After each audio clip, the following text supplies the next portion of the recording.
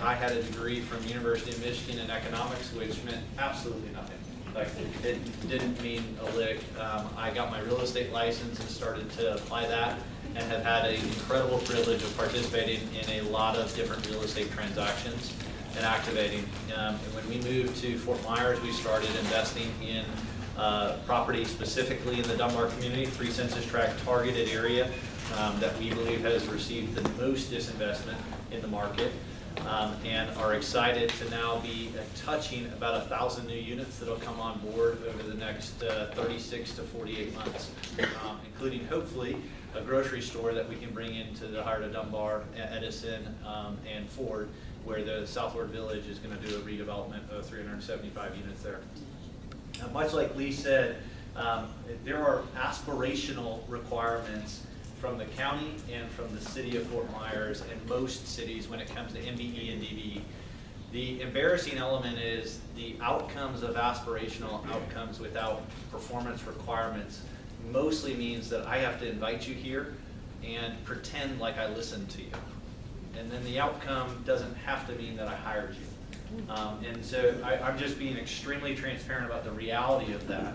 And some of the challenges is as a business owner and developer, if I put 2 people next to each other and one can put forward a full pro forma, a full cost breakdown, and has this incredible background of doing business against somebody else who doesn't, it can be really challenging to make a decision to go with somebody who doesn't.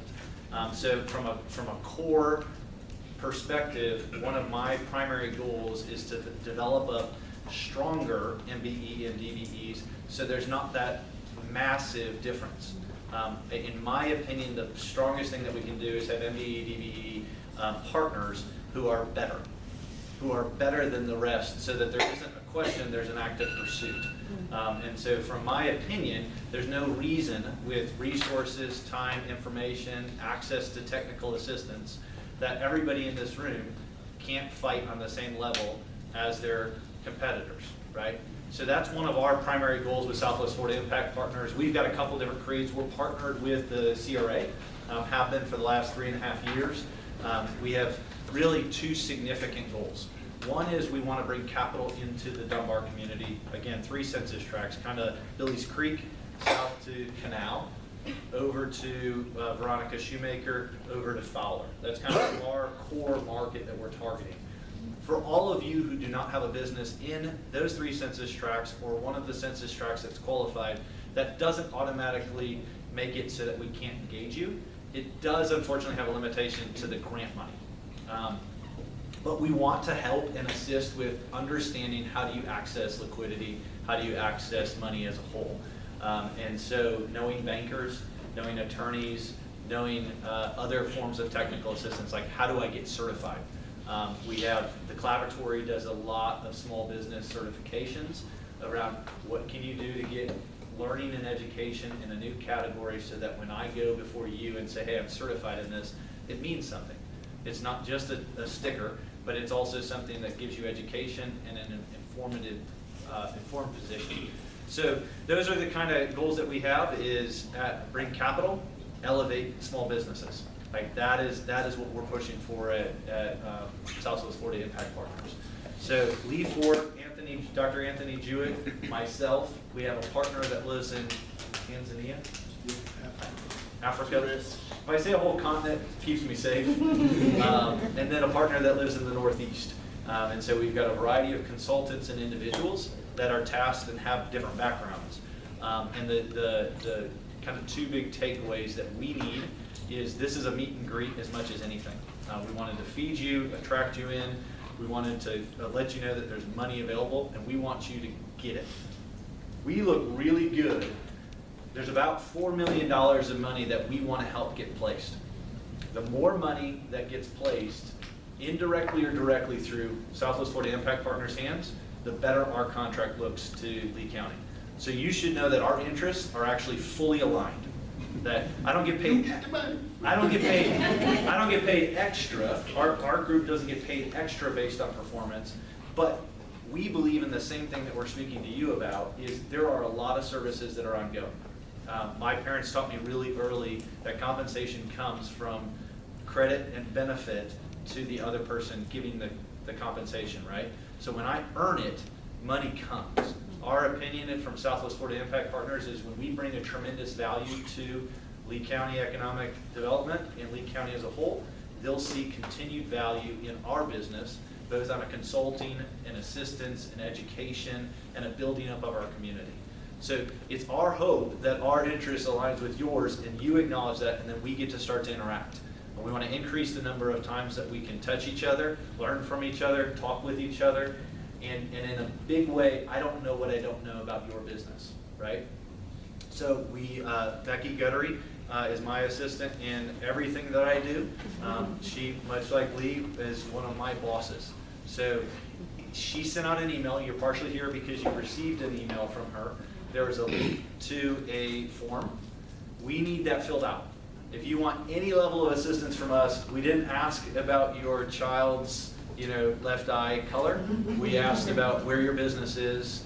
Tell us about elements of your business. We want to use that as a first form and first contact. There is the qualifier of where your business is registered has an impact on whether or not we can give you a grant.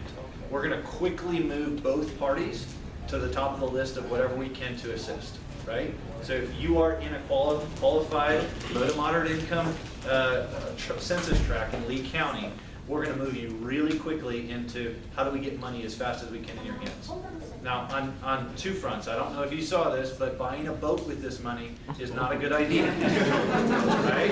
Like, these funds are intended for your business to grow your business, right? And so we want to help kind of craft and understand what could these funds be for, how are you going to use them, and then how are you going to replace them going forward. So that's just good business, right? Like, if I give you $5,000 or $20,000 right now and you don't know how to get to the next $20,000, it's not really helpful. We just get you an expectation that can be really negative long term. So we have a team that's here. We don't necessarily have to use every minute of the time, but now I'd like to open it up. Any other direct points that you want to cover? One. Yes, Only one. There's one thing that's important, because I notice a lot of times when we talk about business, we always talk about contracting construction. It's important that you know anything that a government buys, purchases, or go into contract with, or about, all of them qualify and is required to do the same thing as they do in construction. They have a goal, and if you sell paper clips, okay, as little paper clips, if the city of Fort Myers or John Tammy's office in the county buy paper clips, guess what? They need to find a minority business certified woman or minority or veteran that sells paper clips to help meet that goal, aspiration goal that the county has or the city has. Okay? So don't think if they do consulting work, they get engineers, architects. Like me, I was hired as a recreational programming consultant for the city of Naples, and I came over here doing that job. To help advise and run summer camps for the kids, and programs, recreational programs for the parks.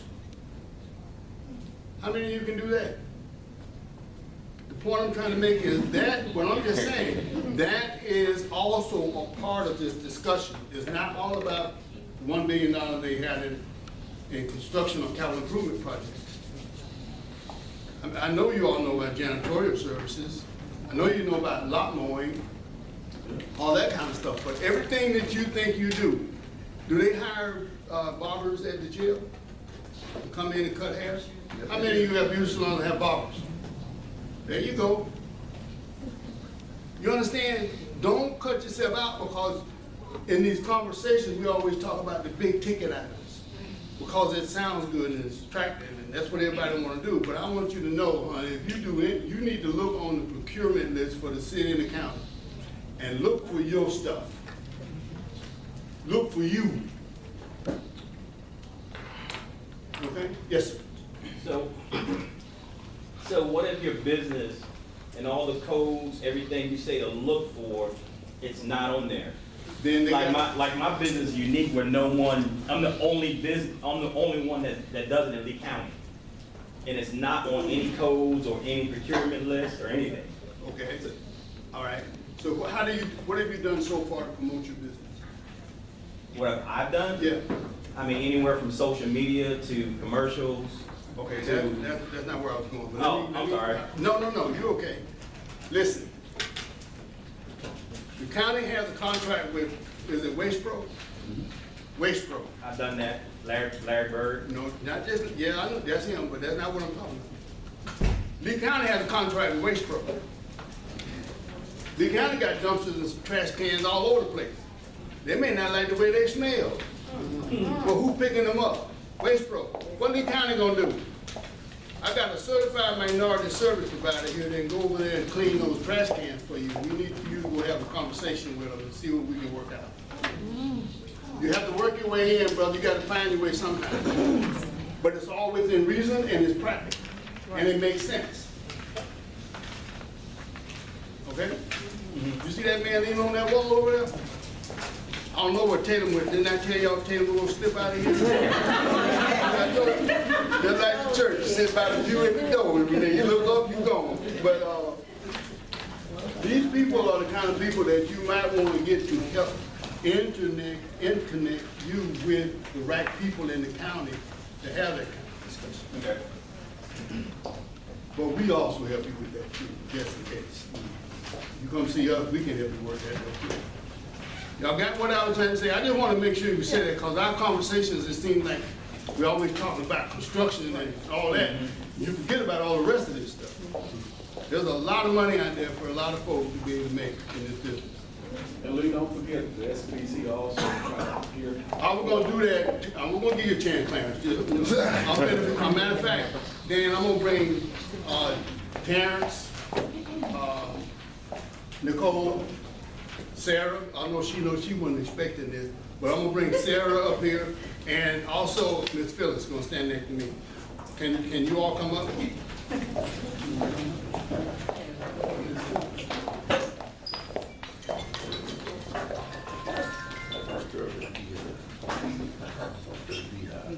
All these folks right here are directly connected to efforts of helping you become successful in your business. All of us provide a different service, but we all work together in our capacities to do that. Now, what I'm gonna do is shut up and let some of them, I don't know about this fella, he take a while. He's worse than a preacher, but we're gonna go first. Okay, let's go there. Okay. Do your 60-second elevator. 60 go ahead. We're gonna let Clarence go. I won't be here, I won't be for long. Okay, it's not only just myself, it's Doug Hefner, he works down here. Oh, that's all. Doug, I forgot about you, man. Doug is also a part of the SBC. And one of the things we do have, we have a program based, well, I shouldn't say a program, we have a team of about 20 consultants.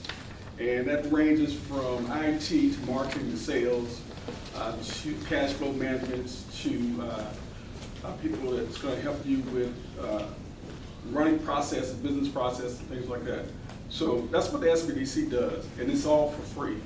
This is free services that we do provide. Now, myself, I'm working with the ARPA program. I'm one of the technical providers that John talked about. So if any of you guys are interested, get with me out with me. So I'd like to talk to you. I see a couple of my clients around here right now.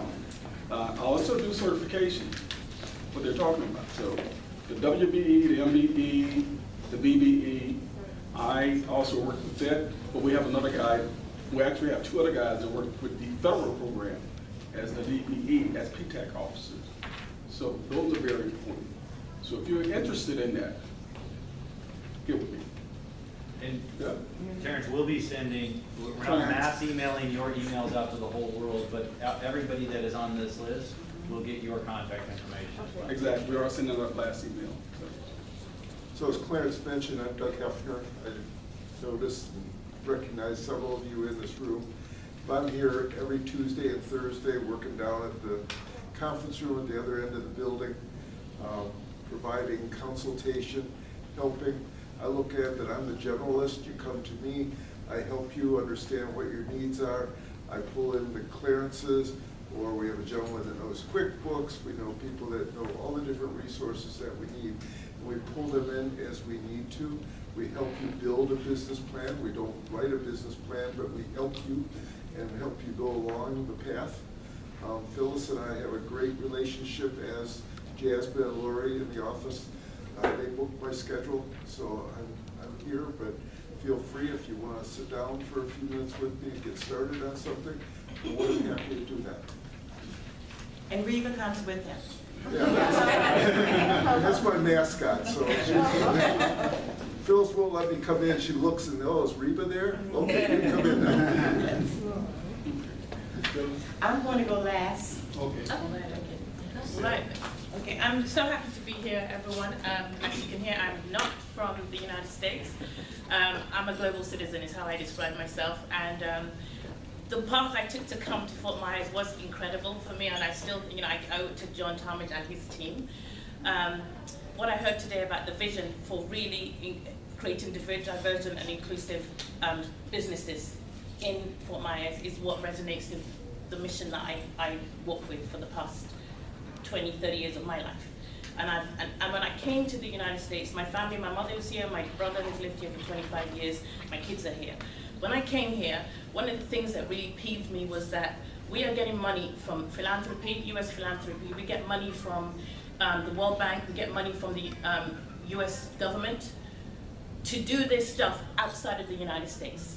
But in our own back door, we are not empowering our small businesses, our local businesses who have given their sweat, blood, and tears to this country for decades and centuries. And that's what really peeved me here. And I felt that when I met John, it was really, a gift from God in my walk to just come here. And then I met Nicole years ago as well.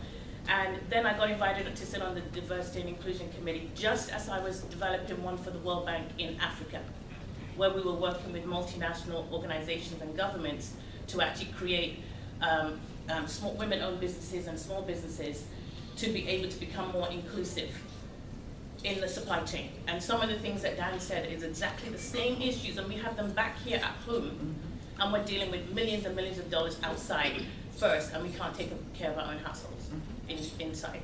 So I knew that my call was to really be here, and coincidentally, so during COVID, I actually ended up registering my business in America as well, and I contracted a company. They actually put me in Fort Myers without me asking them to, so that's why I say that I know I'm here for a reason.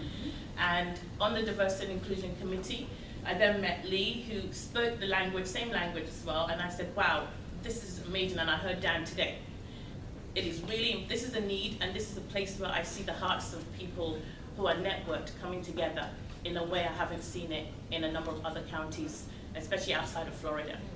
So our mission within the Diversity and Inclusion Committee is to really make sure we're hearing from you. So Clarence is one of our main partners here, and he's going to be liaising with you. One of the things that Nicole will speak as well is we're trying to get more information from you so we can come up with a cohesive strategy that will say, here are the skills that we actually need to actually impart to the businesses. They have 20 consultants, but they may need consultants that will help you pivot your business, align your business with the needs of the contractors, not just in public sector, but private sector.